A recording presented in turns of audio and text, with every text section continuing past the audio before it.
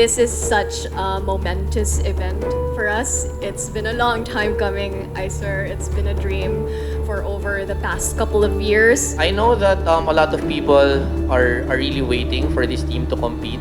And ako din, I'm super excited kung ano yung kaya nilang mabuo because I truly believe in the Filipino talent when it comes to Dota 2. So for that, I'm super excited, and as much as I'm a co-founder here and a CEO, I'm here as a fan of these players. So I'm just super happy to see them and watch them compete in the next DPC season. Hopefully they can break the code.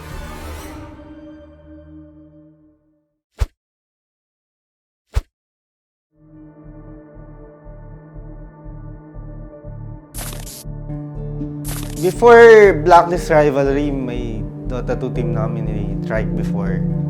We're also previous pro players. So kahit nag-venture kami sa ibang games, eventually bumalik kami. Pangarap lang talaga siya na nangyari, and sobrang thankful talaga ako sa Rivalry as a partner because if it wasn't really for them, siguro hindi talaga mangyari lahat ng to.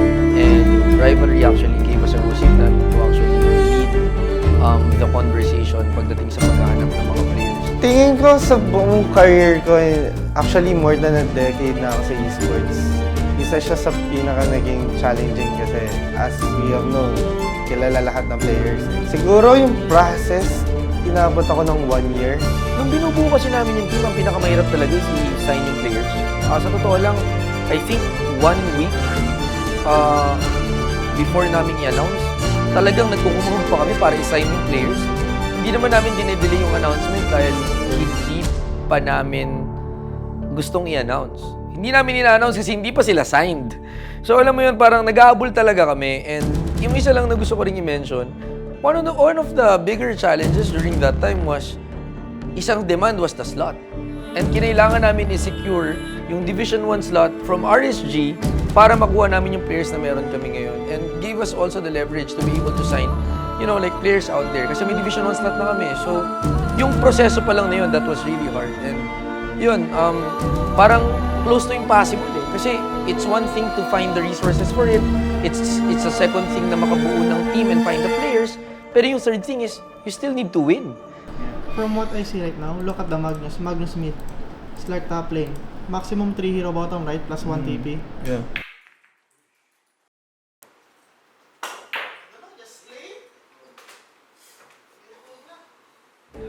Nagpunta ako ng TI noong 2016 together with Execration as a coach. And during that time, which I'm forever thankful for kay Boss B kasi dinala niya ako sa TI, never ko nang hindi parang pinangarap na makabalik din sa stage na yun. It's our dream, it's Trike's dream, it's a company's dream. Siyempre, not only us, yung Filipinos na fans, yun talaga yung habol natin eh. Yung dream ko para sa team namin is siyempre makapasok muna ng TI bago manalo. Yung dream naman lahat ng bawat team sa Dota, yung mga pag-TA. Lahat naman ng Dota player gusto manalo ng TI. So yun talaga yung main goal. So ako bilang Dota player siguro, yung pinaka-aspirational na bagay para sa akin is makatungtong ng TI, maging parte nun. At one point in my life, nandun ako as a shoutcaster. I was happy, pero yung naramdaman ko was, I would rather be there as a competitor. Ito na rin kasi yung magiging legacy. Magiging legacy natin sa game. Yung other than the achievements, yung mga ipapasa mo sa next generation of sports players or kung sino yung mga pupunta sa industry. Yan na talaga yung mapapamana mo eh. I mean, obviously, wala pa kami dun sa point na successful na yung team. Pero, every day I wake up na alam kong meron kaming Dota 2 team. Parang, I'm still thankful for that. Kasi, years naming hinintay yung moment na to. Blacklist Rivalry, they want objectives. Did you? Tubu. Bleed can indeed bleed as they lose against Blacklist Rivalry. GG is called because they cannot stand against Blacklist Rivalry any longer. Raven all in for it, trying to get up the Aegis. He popped the BKB, he gets the Aegis in time. He's got the second life. The physical damage is going to overwhelm Gabby. Maybe he can get off the Requiem, and he does, but it doesn't do a damn thing against all these BKBs from Blacklist Rivalry. Wow. Blacklist, though, they can still make it to Lima this way. That's right. They keep their chances alive. They're 4-2. They have one last date with Destiny versus Geek Slate. Yung Dota 2 sa akin, buhay ko na. Kasi halos kalahati ng buhay ko, nagdo-Dota na ako. Dota is something na sobrang malaking part talaga ng buhay ko personally. Yung Dota 2 para sa akin is parang trabaho na. Siguro pag wala yung Dota, hindi ka alam kung anong ginagawa ko sa buhay. Yun yung umuubos ng oras ko. Kaya para sa akin yun buong buhay ko. Yun yung reason ba't ako napunta sa industriya na to. Yun yung reason ba't nag-start yung mission ko to actually push for the esports industry. And doon talaga nagsimula lahat. Parang sigurong puso ko yan eh. Pag wala, siguro mamamatay. Tsaka yun yung isa sa naging pinaka-reason kung bakit nag-propel din yung esports here. So, ang maganda sigurong gawin namin ngayon sa Blacklist is kami will try that na mag-create ng meta para kami naman yung nagagaya at hindi kami yung nanggagaya. So, 5 major, no? I remember during that time, yung expectation talaga namin magta-top 1 kami or top 2. At worst case siguro top 3. Parang ganyan pa yung usapan namin sa loob. Kasi syempre, confident eh. Kasi kakabulang ng team, exciting, all-star, perfect. Alam ko sobrang confident namin and ako sa sarili ko, expect ko na makakapasa kami ng every major. Sobrang confident talaga ako as a individual. Para sa akin, sobrang dali nung qualifiers. Para sa akin, confident din ako. Bago palang buuin, alam kong yung mga kampi ko kasi sa malalakas na Pinoy player na parang pinagsama-sama kami sa isang team.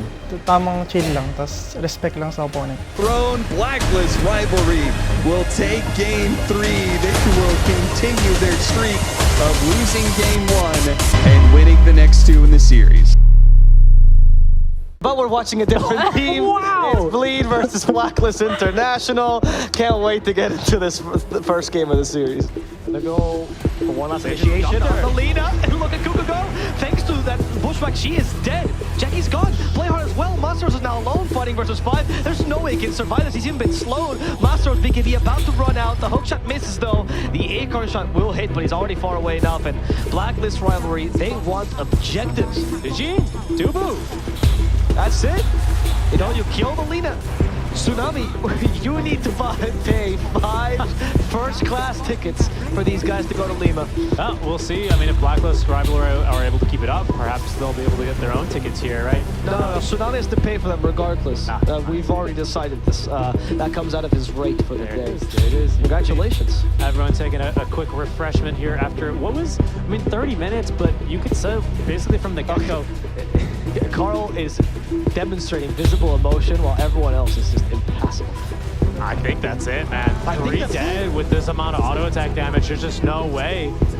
First game to go the distance that it's come down to this, but Masaros looking to make the difference. BKB active at Ravens. He's got too much. GG well played. They even catch a Jackie. One last kill to earn them this win. And it seems like Bleed can indeed bleed as they lose against Blacklist Rivalry. The first win for Blacklist, the first match for both teams, and now the 2 new orgs coming into SEA. Blacklist becomes the victor. Blacklist Rivalry becomes the victor. Unless Fnatic, okay, they're going to be stopping the Nature's Wrath, and Carl is going to stop him by killing him flat out. They're going to have to use some buybacks, but it's going to be too late. This fight is already over. Get out if you can. Armel, oh no, the silence. It catches him again. He immediately buys back though. He wants to keep this going, but can they actually do anything for it? They've spotted the Furion. They get the coil onto him. Once again, a Glimmer Cape trying to help out. Gabby forced down to low ground. He gets the Requiem off. They're doing everything they can to blow up Bosku. How much damage? Jesus, he was taking everything, and now Ravens just had the free fight. He was like, okay, I got a double damage. I'm going to lay into the SF. Now see if they can catch the puck as well. Cookie timed, not bad, but doesn't get it in the end. Armel, no way to escape. So they lost that fight with buybacks involved. They still give up Roshan to Blacklist Rivalry. Blacklist Rivalry is now knocking on your doorstep. And they have 2 incredible pushers. In addition, they just profit. He's not even considered part of the great pushing lineup because time is so absurd. And they can't even wait. They have to go and fight. These buildings are dying far too fast. And get this shard is ruining Puck. Hook shot, a little bit off the mark, but it doesn't matter. GG is called because they cannot stand against Blacklist Rivalry any longer. 2-1 for Blacklist, and Fnatic respecting the buybacks, and now Look at the booster travel on in, but 23, he's going to go for the refresher play. A force tap gets him a little bit of distance, and look at that hook shot, nicely set up. He has to go back to Raven. He has to challenge Raven here. He has to take him down, but here comes the Primal Beast to knock him over to the sides. Makoto comes through, trying to roll on top of the Wind Waker also being used. Somebody saves just for this Lina. Raven force tapped away, turns around, lays in the damage down to Makoto. They've killed the Primal Beast, but Lina survives full on health, and 23 limping away, but AU's not going to let him go to get away. Raven puts in the damage. The Primal Beast now bots 2 back into play as he chases down Talon. They are going to be able to get back to their base here. Raven all in for it, trying to get up the Aegis. He popped the BKB and he gets the Aegis in time. He's got the second life. And now, Talon, what are you going to do about this when you can't blow up the Lina right away? They're going for some of these other heroes now, but they got to be careful. LSA, Raven actually burned out of mana here, so he just lays in the right clicks to grab jabs. That's going to be good enough there. Makoto on the high ground, but that's going to be the death of the Pangolin. No buyback on jabs. Over to the side, a huge overgrowth laid out by AU. Up in the air goes the Doom, but he is absolutely impotent. He can do nothing with this. He pops the refresher, can't get the blink away, or maybe he can. Gets down to the low ground, TP's out, will be able to escape, but how can they play this out? They've got no Dooms, they've got no jabs. Makoto's gonna find the opening. They have the A on disc. Dual Scepter going down 23. Forced to use the refresher. He does have the swashbuckle over to the side. Makoto trying to roll it up and get back to the fountain. Meanwhile, the toss up in the air of 23. Q, he tried to get in close distance, but it's shredded by Raven. Overgrowth inside of the base while the rest of the team focuses on the building. Whoa there. Wind Waker to get out of the fountain area. Careful there, Car. Don't throw this one just yet. The throw for Raven has to go for it. Raven has all in just for the building. He's got a second life. It doesn't matter if they did the first one. They have to stop the second one. I don't think they've got the disarms for it. Makoto, he's going to need to be able to get the disarm out. But he dispels it with the neutral item and finishes off the throne. Blacklist Rivalry will take game 3. They will continue their streak of losing game 1 and winning the next 2 in the series. All right, Blacklist Rivalry 2-1. They end this over Talon and continue their streak here at the DPC. Yung tatlong team na tinalo namin, ano rin yun eh, parang malakas na team rin yung mga yun. Malakas din yung mga player. So, masaya ako nun, pero Hanggat di pa tapos yung tournament, and ayun, parang bawal ka rin talaga mag-celebrate. So, saktong saya lang. Kasi once na inisip mo yung 3-0, hindi pa naman kayo qualify. Yung advantage namin, sa tingin ko, mas nauna kami sa team, magsundo. mas madaling mag-communicate sa amin. Kasi 5 kami Pinoy. Nabigla lang din siguro sila kasi first games namin yun eh. Wala pa kaming mga info. Parang goods talaga kami ng yung confidence namin, pati yung idea sa game. Sobrang ganda, kaya sobrang confident na kaya namin mag-qualify. Yung mga series na napanalo namin is laging nag-game 3 din, so hindi siya ganun ka-play. So siguro sa feeling namin parang kaya mag-major pero ayun, parang hindi naman sobrang ano. He definitely brings a joy to the DPC that is hard to describe. But you know, the joy now is to be found by Blacklist Rivalry, who have found Palos in the bottom lane. They go for a really surprising. He's shifting though. Oh no. He do be shifting. Palos is shifting, but can they shift gears? Oh, maybe. Yeah, Bosku didn't get hit by the tower long enough, so nobody's going to die. Shanks out of mana. The counter initiation's here. Carl's gonna be sent back under the tower, but he does have swashbuckle to survive for now. He has 2 Spectre Illusions on him, Spectre Dagger as well. Mortimer's Kiss to cover his escape as Raven fights Spectre head on, realizing this Spectre's a little bit too strong. Raven just trying to get a little bit of space here. Carl's already dead. The Avalanche also stops this retreat here from Blacklist Rivalry's Palos. About to get a next kill is going to be on Tibbs, it seems like. So only supports here for the guys of Execration, and of course that initial Carl kill that was so valuable for them. There's a hard on Bosku, so he's not going to go down easily this time. They also send a slug like crazy. They surprise the board play. Palos is dead. Execration. It's the only Kings of Raven. 2 O's. They're going to finish off this game. They're going to win the Filipino Derby. Raven alone versus 5. He's not strong enough. He's been flattened. The Ancients being destroyed. Execration showing the old guard. There's a new Pinoy team in town. This is a pretty heads-up play from Blacklist. Yeah, they do it fast enough, but they kind of got stalled out. Now Carl has to fight for his life here with its Simulate. Does manage to pull back in. Moon, the rest of the team is now here to save him. They should be able to get both of these kills as Boomy slips away into the trees. Oh, the fire burned him out. Super well played. Smokes get a break. Oh, but Moon jumps first. Oh, dodge the DK stun. He still hits the snowball onto the... Oh, no, the overgrowth landed it as well, but there's nobody here. No damage is... Okay, Chidori's here now. He starts throwing it out. Does manage to get the Bramble catch onto the Void Spirit. The hook shot delays Chidori's damage a little bit, but the old Scepter into an LSA, into a stomp, rather, from mid-1. Unang tala namin sa XA.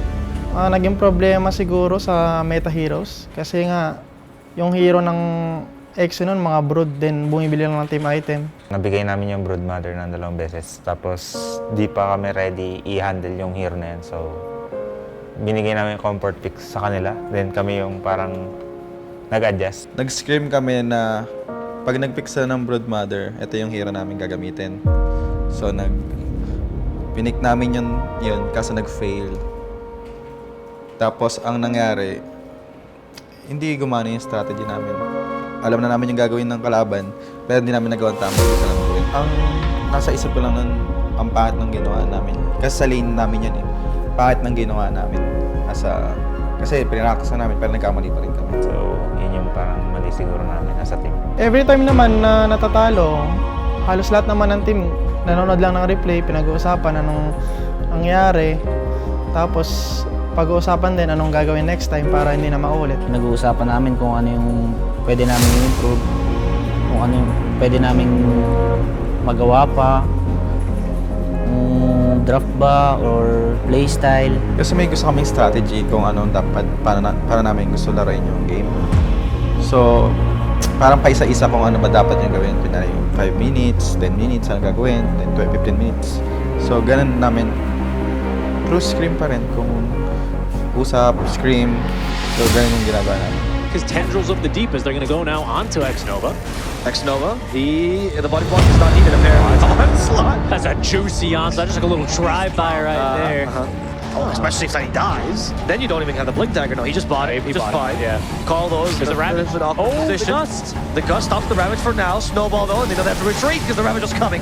X-Nova gets caught. Steal it. Natsumi needs to get away, but he won't have a chance. They throw Raven onto him. He's dead. So does X-Nova. Yopaj. No Ravage for 15, but they might not need it. Yopaj is slow, but he's also tanky. The onslaught gets stopped by the avalanche here. Yopaj, however, still making it through for now. They toss Tide onto him. Wrath of Nature. That avalanche stolen by the Rubik worked in their favor as Carl dies as a mid laner for mid laner. But now they rooted down the Drow Ranger. Not to be Ravage is ready. He doesn't have guts. There's the Ravage finally killing off this Drow as Raven gets some space for himself. Keeps hitting FBZ. FBZ kind of a pseudo carry. You can't really get confident around him as Atos as well with the Walrus punch still gets the kill on this TA. He doesn't feel those arrows. Oh, interesting play by Yopaj, trying to take advantage of the Kinesis to get the onslaught off, but that's the Ravage from Bosku. At least they saved Natsumi. Nope, the tree crit. That's gonna get him. He's dead. Oh, that wasn't a crit, just normal damage to the tree. Holy wow. Zephyr died as well, almost as collateral damage. That might be game. None of these heroes have buybacks. Bosku's off straight. They caught him on arrow. That's gonna be maybe a dead NPC. There's no dodge. Unfortunately, Snowball helps him. NPC already pretty low on HP like this. Satanic to help him out. He's hitting Bosku. He's not the ideal target. Raven's a strong. FBZ is going to lose. This is it. This has to be it. And it seems like one last hurrah for the boys. Fight it out. Try to kill Raven. Try to leave. Murder the TA, but it's not gonna work. The Gust. It's not good enough. And Raven Snowball. He's seen enough for now, but Carl doesn't care. He's killed Zephyr. He's whacking everybody. He's giving a Tusk a concussion. Yopaj is confused. He needs to get away. The onslaught kills Landry again. 3 versus 5, but they're in. Live tree trunks everywhere. Boom will lose their whole team. Lose the chance of staying at mid one as well. That's unbelievable. It's Boom and Fnatic in the bottom 2 slots. They said 2 of the teams that were at TI. Blacklist though, they can still make it to Lima this way. That's right. They keep their chances alive. They're 4-2. They have one last date with Destiny versus Geekslate. Nanalo kami sa boom, parang bumalik lang yung confidence namin sa game. Kasi nga galing kami sa dalawang sweep, di ba?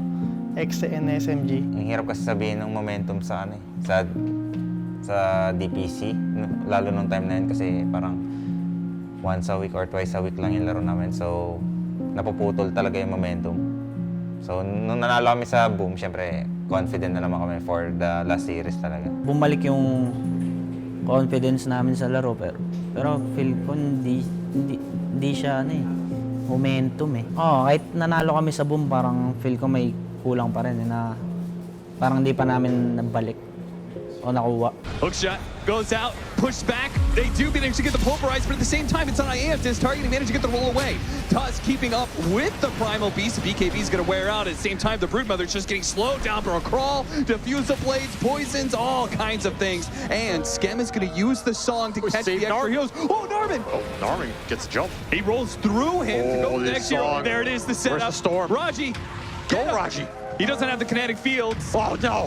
Oh, he already used it on AU. Not like this. They're still going to be okay, I think. Okay, the Tuz is dead, so is AU, but at the same time, Viper fighting strong on top of the Primal Beast is going to start walking away with that BK. Here. Raven turning into the Viper, starts throwing some damage at Skem, trying to slow him down, see if they can catch him. Nice use of the Hurricane Pike, but it doesn't stop Raven from striking. Raven's now, going, the Ags going out, Carl doing a decent amount of damage to the Naga Siren. Pango's going to try and finish him up. Aeon Disc pops, Carl trying to limp away, turns around, pulverized. They're beating the Pango to a pulp. He doesn't have mana anymore. Carl runs him over. They're chasing down Skem, slowed down by the Viper. And how did they win this game? They turn it around with a monster team fight mid lane. Blacklist are back. I don't understand the region cap. Horsey used the BKB, does manage to get the pulverize on the Tusk instead of the Walrus Punch turnaround. Slowed down by the Viper Strike, but Raven is immediately going to go for force. Popping his BKB, committing, and will be able to get the kill. Yeah, that's true. Hook shot over the side. They got the Disruptor, a big kill. He is by. Gem dropped as well. They have the Rolling Thunder on through, which is doing a decent amount here. Trying to control if the Morphling does kill the Clockwork. Immediate buybacks from both of them for this one. And Geek Slate, they don't have anything to stop it anymore. Let's the blink at all! He just picked up by Raven just in time. Connor now committed suicide as a result. Got it all. There's too many illusions in this game. Morphling illusions are going to go out. Song, okay, there's the setup. Rachi's in the static. They're going to catch two. Can they stop the Rubik? He managed to blink away over the side, but he's too far away for the telekinesis to so on through. They've already blown up Paul. Now they're going to be able to catch the Broodmother as well before he stops. Box it into the cheese. Raven trying to finish him off. Goes for it, managed to finish off. Now Carl's back in. Pulverize. Bam, bam, bam, bam. Naga Siren controlled up. Skem trying to limp away with his BKB. Another round of Song, another round of illusions, but it's not going to be enough. He's dead. He's going to be forced to go buyback cost.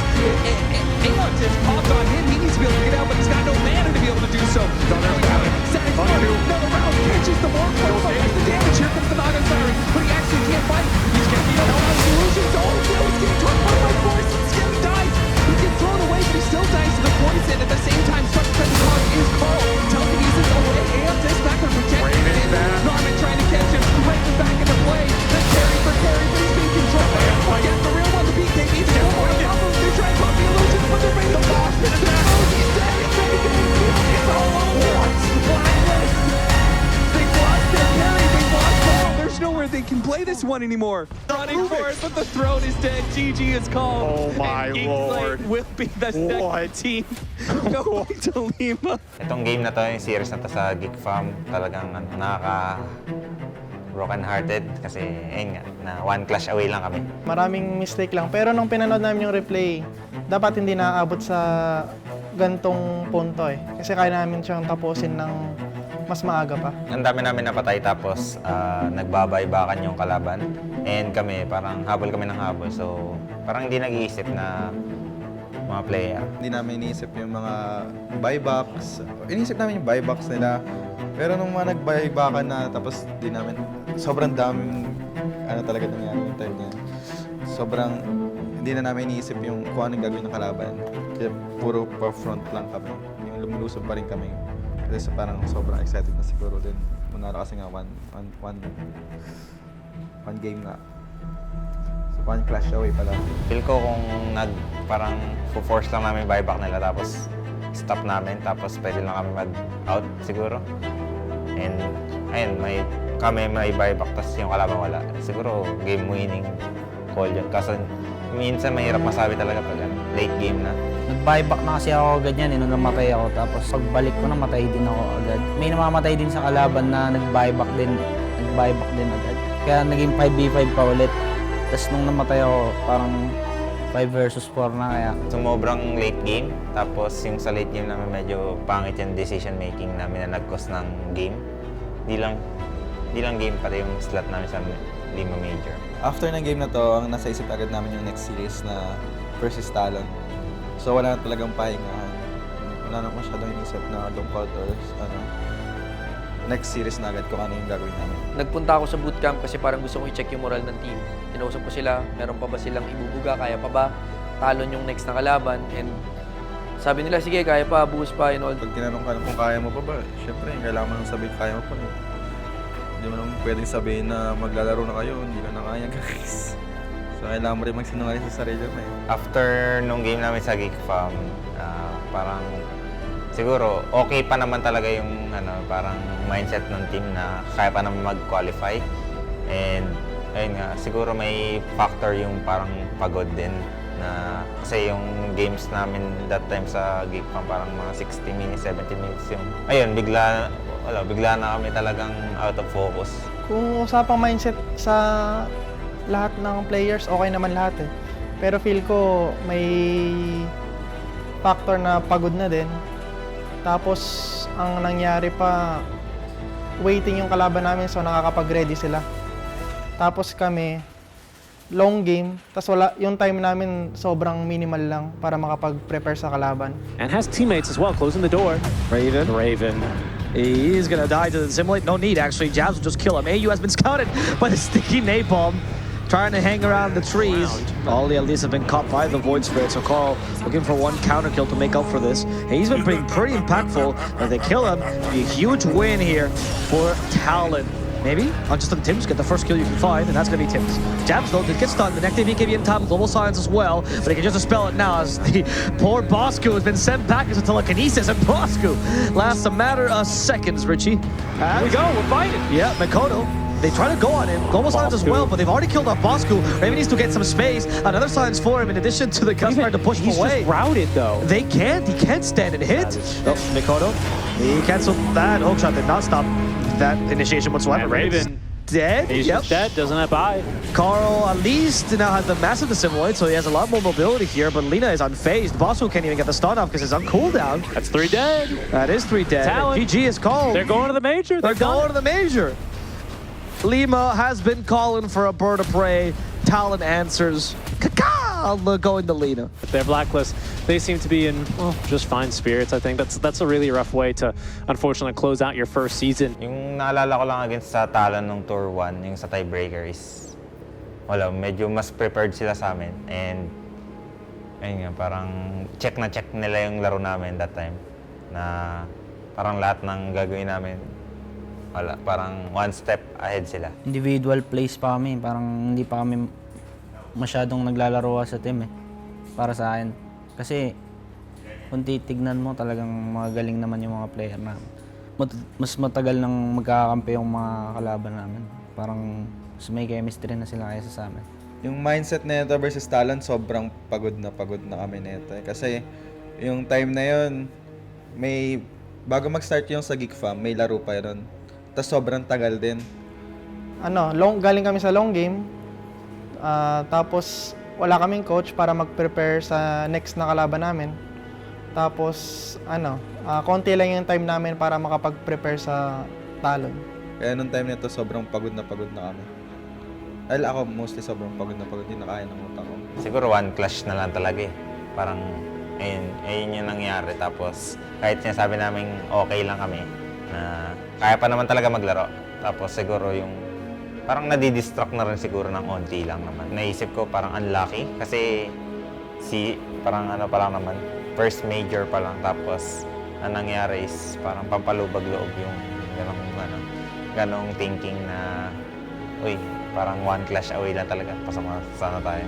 So, ayun, parang kino-cover up ko siya na na para hindi masyadong masakit sa damdamin. Nung nakita natin yung Talon game, oo, yung utak nila, yung puso nila sinasabing kaya pa. Pero hindi na sumunod yung laro. Kasi ganun ka-heartbreaking yung nangyari sa Game 2. Kasi imagine, 2 times na pasok na sa Lima, second place na dapat. Kasi 1-0 ka na di ba? Second game, third game, it could have been yours. One clash away nga, ang sabi nila, di ba? Kumbaga, may point na may buyback pa kami lahat, wala nang buyback lahat yung kalaban. Kung nag-easy na lang kami, nag-Roshan, tapos na yun eh. Pero, ang realidad kasi is, in a pressured environment like that, sometimes the decision-making becomes different. And yun ang beauty naman ng esports eh. Minsan talaga, some decisions will go your way, some decisions will not go your way. And ang pinaka nakakalungkot na nangyari talaga para sa akin dun is, ang lapit na. Alam mo yung parang, naamoy mo na yung Peru, tapos biglang parang boom, nawala ng unti-unti. Yun yung isa sa mga pinaka masakit siguro na pagkatalo na naranasan namin ng ano. Ito, bagong challenge na naman. Kaya ba naming manalo sa DOTA? And for me, the only time na talagang matatalo kami is kung mag-give up na kami. So as long as hindi pa kami nag-give up, in which it may happen, sa totoo lang. Hindi ko sinasabing posible kami mag-give up. Pero at least for now, we're not giving up on this dream. And for that reason, I think hindi pa kami talo.